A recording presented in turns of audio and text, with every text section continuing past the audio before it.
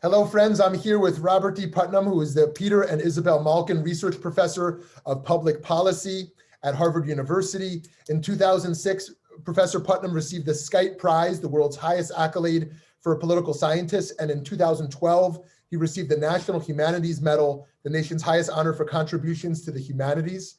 Notable publications include Making Democracy Work, Bowling Alone, The Collapse and Revival of American Community, Our Kids, The American Dream in Crisis, and The Upswing, How America Came Together a Century Ago and How We Can Do It Again.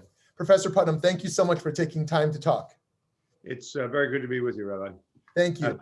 By the way, I prefer to be called Bob. Okay, Bob, thank you so much. So to jump right in, are American divisions today along race, political, educational, and religious lines irreparable? And do you think we can heal from these divides?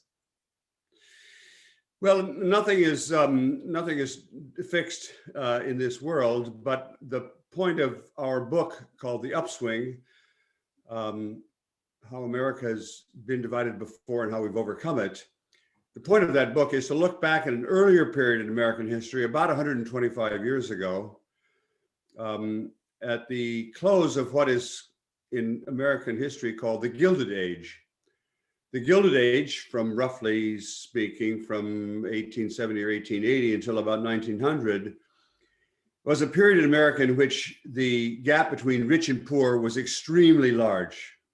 The gap between the wealth gap between the folks living on the Upper East Side of New York in the mansions and those living on the Lower East Side of New York in the slums, mostly Jewish, mostly people from the shtetl who just moved to the States. That gap had hardly ever been that big in American history. The degree of political polarization, the degree to which people from one party, the Republican Party, the Democratic Party, collaborated was, well, the polarization was as high as it had ever been, except for the Civil War. And therefore, the degree of collaboration was very low. The degree to which people were connected with one another, what I sometimes call social capital, that is the degree to which they were connected in their families, in their neighborhoods, in their civic life of their community, the degree to which they trusted one another, that was all very low. We were very, very socially divided. And culturally, we were very much focused on me.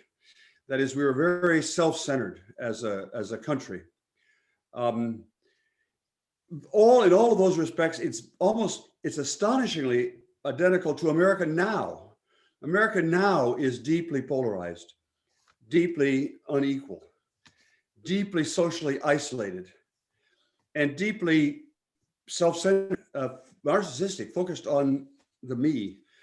And we in the book talk about the cycle over this 125 years from an I society focused on number one, and we're not worried about inequality and not worried about, getting along and so on, to a me society, to a we society, which we reached actually quite remarkably in the middle 50s, 60s, 70s. And back now we're back down to an I society again. And the question is, sometimes people say, well, what happened up at the top, in the 50s, 60s, and 70s, that can we reverse that? But in this book, we say, no, the real relevant part of American history is back at the beginning of that period, because those folks were caught in the plight that we are today, and we can learn lessons from how they got out of it, because they did get out of it. Great. So picking up right on that point, what are some of those moral lessons we can learn about how they got out of it? Exactly. Well, the first, somewhat surprisingly to me, I'm a social scientist, but somewhat surprising to me, the first thing that changed in the late 19th century, this was a kind of a leading indicator of what was to come, that is, this upswing was to come, was a kind of a moral change in America.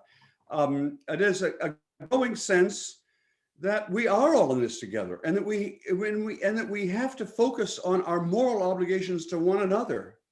And that showed up in religion. It showed up actually in what was called the social gospel, which was a movement that was actually largely an evangelical Protestant movement, but it said to Americans, many Americans were Protestant in that period, read what the Bible says. The Bible talks about how much we have to do for one another, not how wonderful it is to be rich. But it wasn't only Christian. It certainly wasn't only Protestant. There was also a similar movement at the same time among Catholics and among Jews. There was a movement. And so that was the leading indicator. It wasn't the only thing, of course, but it was an early sign that maybe we could get out of this pickle we were in. A second lesson is that the leaders of this movement, the progressive movement that turned it around, that pivoted so that we were no longer becoming more and more I, but more and more we, those were young people. You think of people like Jane Addams famously founded Hull House, the community center in Chicago, and all the leading people there. We think of Jane Addams as an old woman. We see portraits of her when she was getting the Nobel Peace Prize and she was in her 70s or 80s. But the fact is, she did her work when she was in her 20s. And in fact, almost all of the leaders of the progressive era were young people. And that's not surprising, because the young people are the old people may be able to see the problems, but young people are the ones who can get new ideas, break out of the old framework that has led us into this dead end. And that's true today too. I think signs people like Greta Thunberg, a young Swedish woman who's leading the global fight against global warming, or these kids from the high school in who are leading the country in opposition, in the gun control movement. All those, that's what I don't say we've made the pivot now, but that's what it's going to look like. We're going to be led by young people. I'm sorry, please. Yeah, the third one. Well, I was going to go through 3 or 4 lessons. Oh, yes, please do. Yes, please do. Yes.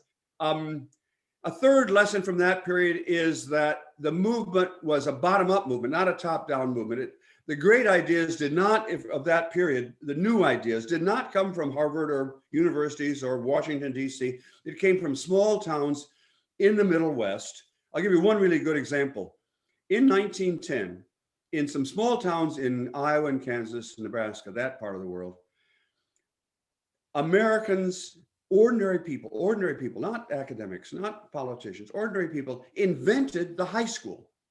I mean it. For the first time in world history, by high school, I mean a system in which every kid in town, just by virtue of being a kid in town, doesn't matter how wealthy he is, how smart he is, if you're a kid in this town, you get 4 years of free secondary education. It was a great idea.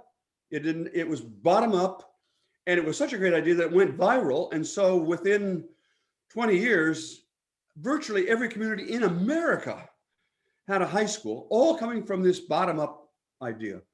In what one of the progressives called the laboratories of democracy, these small states and localities and even neighborhoods. So that's another lesson. Another important lesson of that period is that politicians were not the leaders. Even Teddy Roosevelt, who we think of in this period, and was an important leader at the national level, he was building on things that had earlier on been developed by ordinary citizens in ordinary communities across the country. He was like the famous French revolutionary leader who said, "There goes the crowd. I better get in front of them. I'm their leader." And so the politicians were last. They were important. I'm not trying to say that Teddy Roosevelt was not important, but they weren't the ones who created this period. And last, and this is an important qualification. I've been praising that period, and I mean it. They're models for us. But one of the important characteristics of that period was that it was racist. The definition of we was not everybody in America, but the we that we were kind of building during that period was largely a white male we. Not entirely. And in the book, we talk in the book called The Upswing, we talk a lot about how race changed over this 125 years and how the role of women in American society changed over these years. And it's not a simple story, but if there's any lesson in that domain from that earlier period, it's that this time, if we're going to pivot toward a new we society now, as I desperately hope we will, it's going to have to be a multiracial, much more capacious sense of we, not just a narrow group. And of course, you can have a narrow we. I mean, in some sense, QAnon is a we. It's just a very hateful and very narrow we. What we need is a more capacious and open sense of we. And we can do that. I'm quite confident we can do it.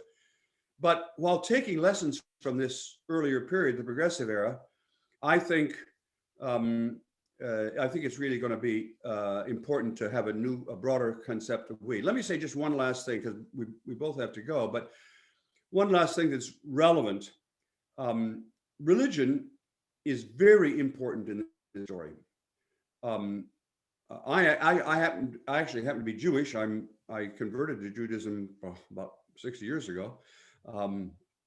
And I'm very proud that I did. And at the time, people were a little skeptical about intermarriage, but both our children, my wife is Jewish. Both our kids are bar mitzvah, bat mitzvah.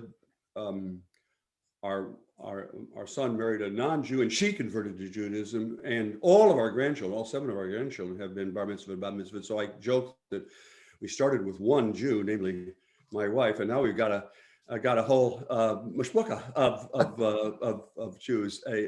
We can, we've got more than the 11 we need to hold a service. But I'm not like many Jews. I'm not deeply religious. I'm deeply committed to the community of Jews. That's the characteristic about Judaism as a religion. It's as much a community as it is a theology. In that sense, that's personal background. But what I really wanted to say was, what you can see in this earlier period was that religion played a deeply important role. And I don't mean theology. I mean the community. The fact that people had some sense that they had obligations to other people. That's the core of almost every religion in the world. And that is a crucial step. Now, we know that not all religious people are open and tolerant. Indeed, among Jews, there are parts of Judaism that are very focused on a very narrow we. But the best of religion is focused on this encompassing sense of we. So just one last follow-up question on this Sure. point you're making here. This question that I and obviously you and many others are thinking about, how do we make that shift from the I to the we? And the social psychologists and the behavioral economists and the politicians with incentives have all their different views on this. But from the realm of religion, if we want to say we want to have a sense not only of a shift from I to we, but an expanded sense of a we, and that's going to emerge, as you're saying, in religious communities from a sense of obligation to the collective. How it's not just from a powerful sermon, it's not just a great class. How can religious communities be a part of moving that forward? Well, I don't have any easy answers to that. And I know actually that a large number of Jewish lay leaders and rabbis and so on are thinking about the problem. So I don't want to hold myself out here as some unique expert. My view is that morals are felt and inculcated not by lecturing, but by doing. That is, and that was one of the insights of the moralists in that earlier period that I talked about. I can't remember, there's a brilliant quote from Jane Addams, not about religion, but the point is the same, that you change people's values, including your own values, not by talking, but by acting. Now, what does that mean? It means if you want to have a more capacious sense of we, it means not that you preach about it, but you behave in that way. And so there's all sorts of, this leads to thinking about things like interfaith collaboration. It means thinking about in religious school, I'm talking about in religious school in the congregation that I belong to, Temple Isaiah in Lexington, Mass. I'm really, really proud of our congregation because, first of all, we're leaders nationally, actually, in reaching out to other faith communities. And that's come back as it does after the shooting, after the massacre in Pittsburgh. We had a lot of non-Jews standing around our temple, protecting our temple. And that was, so what goes around comes around. And so these interface things are not just, blah, blah, blah, but they actually do inculcate in us and in the other people this sense of obligation. And it's especially true for young people. And so I think the practical implications of what I'm saying for managing a congregation is, first of all, pay a lot of attention to kids, because that's really important, but Jews are good about that.